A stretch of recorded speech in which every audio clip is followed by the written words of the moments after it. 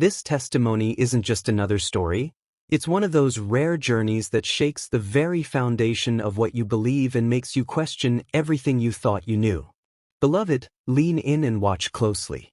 Every moment of this testimony reveals how the unstoppable love of Jesus tears down lies, shatters false beliefs, and opens the door to the freedom we all long for.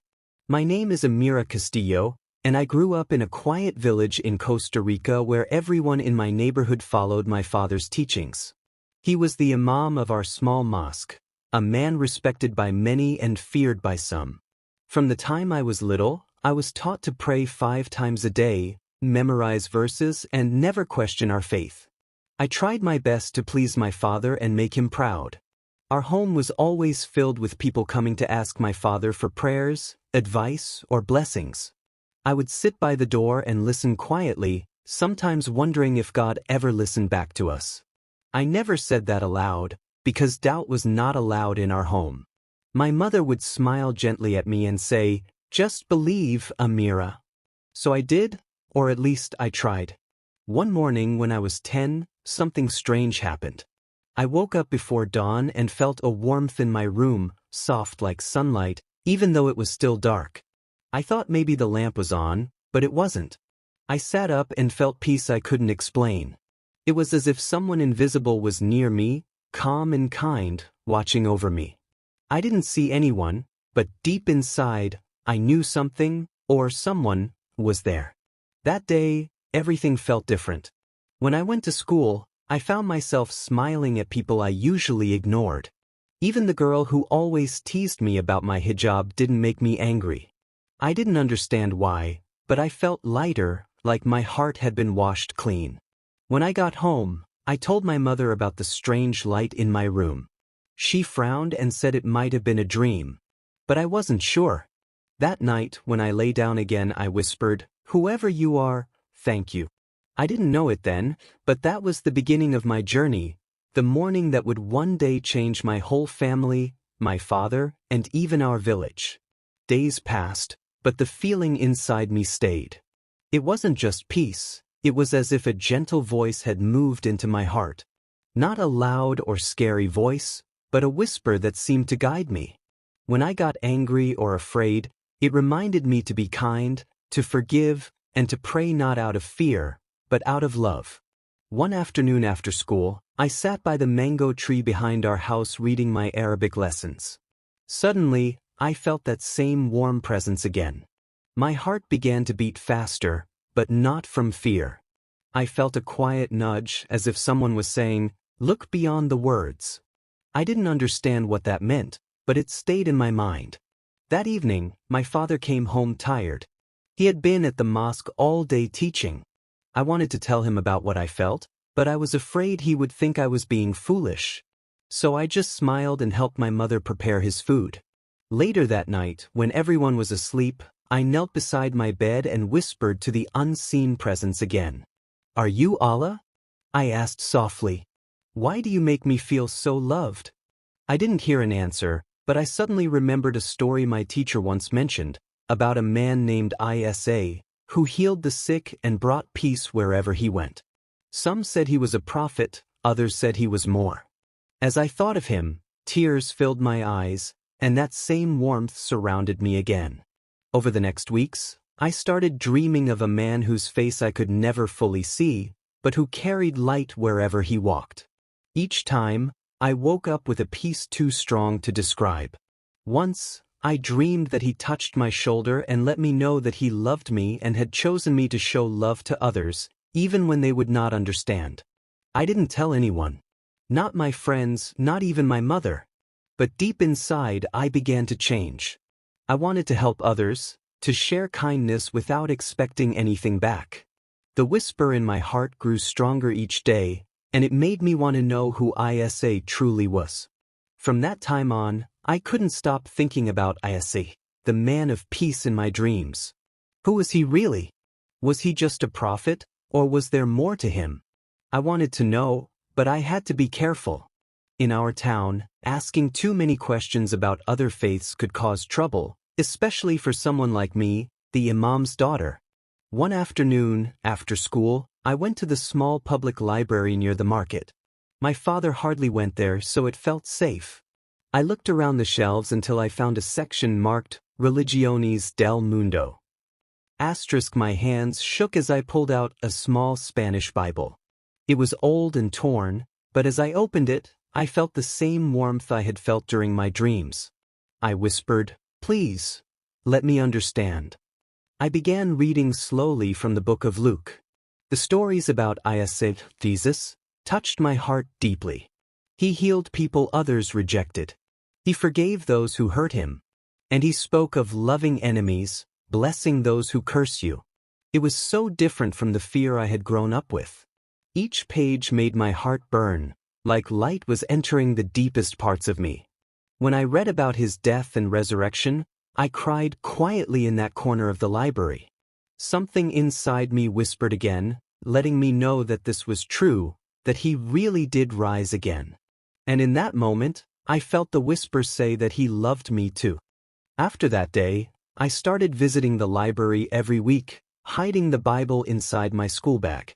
I read whenever I could, on the bus, behind the mosque when no one was watching, even late at night under my blanket with a flashlight. The more I read, the more I understood that Jesus wasn't just a prophet. He was alive, and he was calling me to follow him. But fear began to grow in me too. I knew if my father found out, he would be heartbroken, maybe even angry. In our family, turning to Jesus was not only forbidden, it was seen as betrayal. Still, the peace I felt from him was stronger than the fear. I prayed quietly, "Help me to be brave." It happened one evening when the sky was painted orange with the setting sun. I had just returned from the library and was hiding in my room with the Bible under my pillow. My heart was full. I had just finished reading the story where Jesus calmed the storm, and I felt that same peace settle inside me again. But as I was about to hide the Bible deeper in my drawer, my door swung open. It was my father. He looked tired but serious. "Amira," he said, "what are you hiding?" My hands trembled. I tried to smile and said, "Just my schoolwork." But as he came closer, the edge of the Bible slipped out from under my pillow. He saw it. In an instant, his face changed. Confusion, then anger. He grabbed it from my hand. "What is this?" he shouted. "Where did you get this book?" I couldn't speak. My lips quivered. My mother came rushing in, her face pale with worry. "Please, let her explain," she whispered. But my father didn't listen. He opened the book and saw the name Jesus on the pages. He looked at me again, his eyes filled with pain. "You have brought shame to this family," he said softly. That night, no one spoke to me. My mother cried in the kitchen while I sat in my room, staring at the floor. For the first time, I felt the weight of persecution, the cost of believing in Jesus. I didn't sleep. I kept praying silently, asking God to help my father understand. The next morning, my father didn't go to the mosque. He stayed home and prayed in his room for hours. When he came out, his face looked tired but less angry. He sat beside me quietly. "Amira," he said, "why do you believe in this Jesus?" My heart pounded. I told him about the light I saw, the dreams, and the peace I felt every time I prayed in his name. I told him Jesus taught me to forgive, to love, and to care for people without fear. My father listened silently, not interrupting once. Then he stood up and left the room. For days, he didn't speak to me again. But I noticed him watching me from a distance, watching the way I treated others, how I prayed quietly, and how I never stopped smiling even though I felt so alone. He didn't know it, but the same Jesus who touched my heart was already beginning to touch his. If you haven't subscribed yet, now is the perfect time. We'd be honored to have you join this growing community of seekers and truth lovers. As you listen, we invite you to be part of the conversation. Tell us where you're watching from, and share how this journey speaks to your heart. Your thoughts and reactions don't just add comments. They help create a living dialogue where others can find hope, healing, and truth through stories like this. After that day, things in our home became strangely quiet. My father stopped inviting guests for a while, and even the mosque visits grew fewer. He didn't scold me anymore, but he also didn't speak much to me. Still, I could feel something changing in him, something I couldn't explain. Sometimes, I caught him standing outside my room when I prayed softly. He would listen for a moment and then walk away. I didn't pray loudly, but I always whispered words of love and forgiveness, asking God to show him the same peace he gave me. One evening, my father sat alone in the living room. I was passing by when he called me softly, "Amira, come sit." I obeyed quietly, unsure what he wanted. He looked at me for a long time, then asked, "When you pray, what do you feel?" I thought carefully before answering. "I feel peace, Papa. I feel love. It's like a hand holding my heart, even when I'm afraid." He didn't reply. Instead, he lowered his head and sighed deeply. "I've prayed all my life," he said quietly. "I've followed every rule. But lately, I feel like God is far from me." His voice cracked. It was the first time I had ever seen tears in his eyes. I wanted to reach out and comfort him, but I stayed still. I only said, "He's closer than you think, Papa." A week later, I noticed him reading the Bible I thought he had thrown away. He didn't hide it. He just sat quietly under the mango tree where I used to read. I didn't disturb him. I simply prayed from my room, thanking God for what he was doing. The silence in our house no longer felt heavy. It felt holy, like something sacred was growing between the walls. My mother began to soften too. Though she didn't say much, I often saw her glancing at my father, curious about what he was reading. The peace that started in my heart was slowly spreading to my family, not through my words, but through the quiet work of the one who changed me. It was a rainy night. The wind pressed against the windows, and thunder rolled across the hills. I couldn't sleep. Something inside me told me to pray. I knelt by my bed whispering, "Lord, please reach my father. Let him see you the way I have." As I prayed, I suddenly felt that same warmth again, the one that had filled my room months ago. It wrapped around me like gentle light. Then, deep inside, I felt that peaceful voice speak again. He let me know that he was also near my father at that very moment. I didn't understand fully, but I kept praying. The next morning, I saw my father sitting outside under the mango tree. His eyes were red as though he had been crying. In front of him was the Bible, open to the book of John. He didn't look angry or confused anymore, just quiet and thoughtful. When he noticed me, he said, "Amira, last night I couldn't sleep. I prayed for truth. I asked God to show me who he really is. I saw a light. It wasn't from the lamp. It filled the whole room. I felt peace, and I heard words inside me saying that Isa is the way, the truth, and the life." He looked down as if afraid of his own words. "I don't understand it all," he said softly, "but I can't deny what I felt." My heart swelled with joy, but I didn't shout. I just smiled and said, "Papa, that's him. He's been calling you too." He closed the Bible gently and looked at me. "I don't know what this will mean for us," he said. "People will not understand. They may turn against us." I nodded because I knew he was right.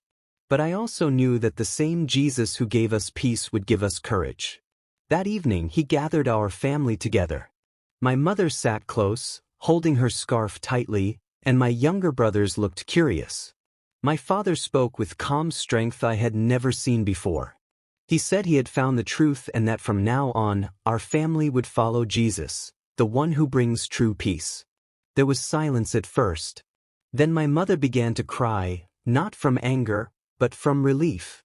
She said she, too, had seen a soft light near her bed the night before and had felt comfort in her heart.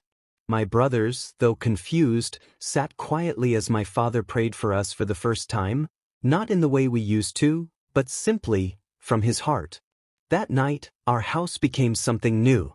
The peace that once lived only in my heart now filled every room. Not long after my father's decision, the news spread through our town. Someone from the mosque must have noticed that he had stopped attending the daily prayers. Soon, whispers began, first among neighbors, then among his students, and finally throughout the whole community. One afternoon, while we were eating, there was a loud knock at the door. When my father opened it, 3 men from the mosque stood there. Their faces were hard and cold. One of them said, "We've heard things, Imam Castillo. People say you've turned away from your faith. Is this true?" My father stood tall, though his voice trembled slightly. "I have found peace in Isa Almasi," he said. "I cannot deny what God has shown me." The men grew angry. "You're misleading the people," one of them shouted. "You, of all people, our teacher."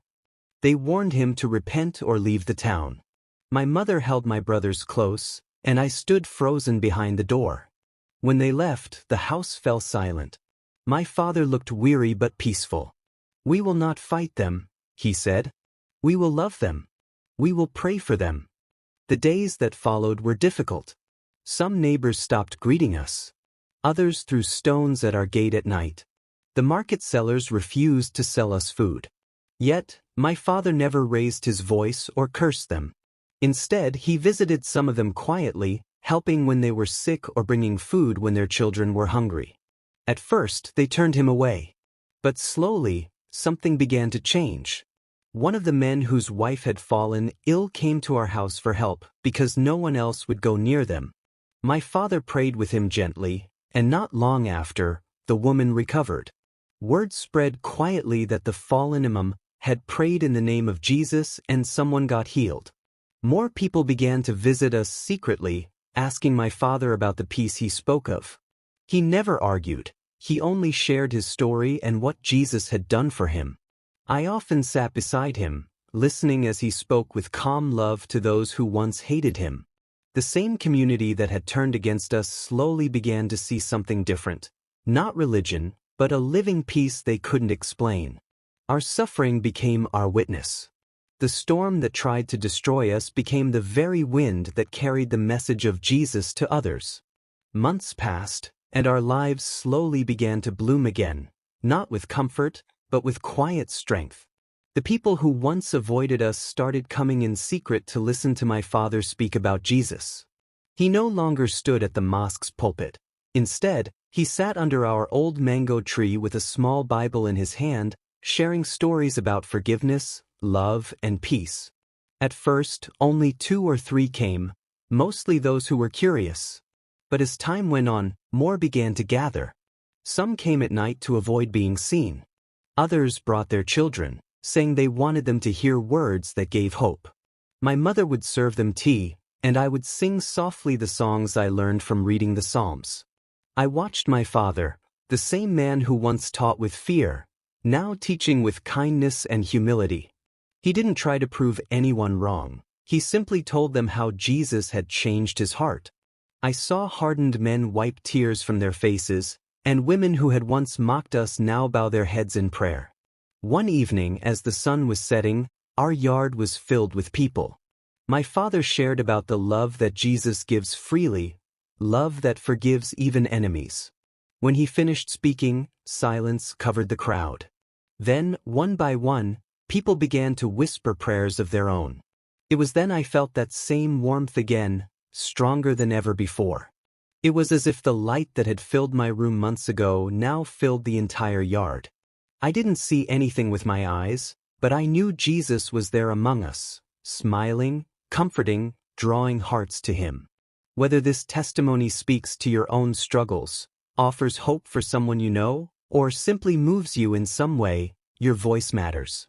Join the conversation and be part of a community where real testimonies of change inspire and encourage others.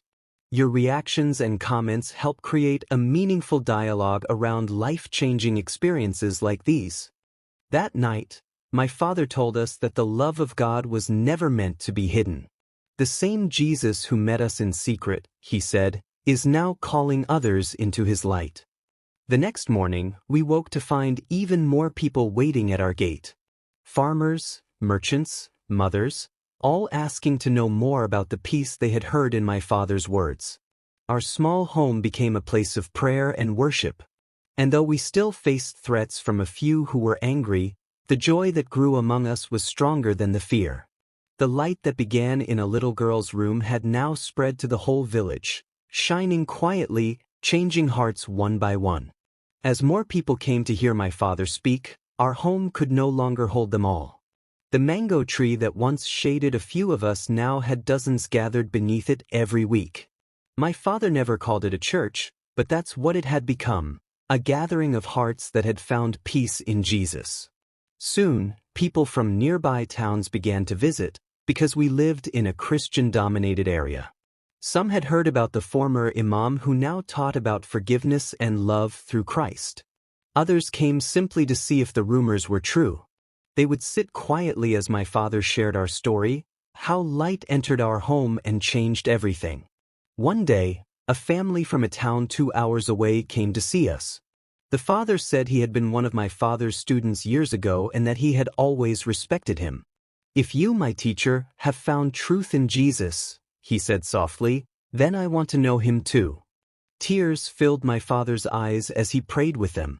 That moment marked the beginning of something much bigger than our family.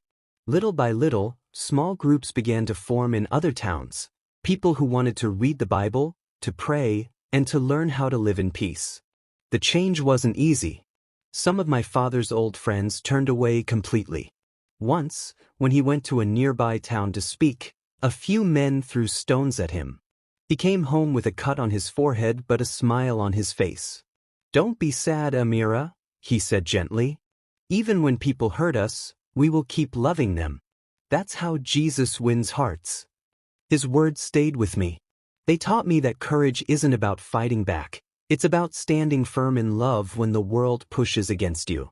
As time passed, my father became known not just as the man who left the mosque, but as a messenger of peace.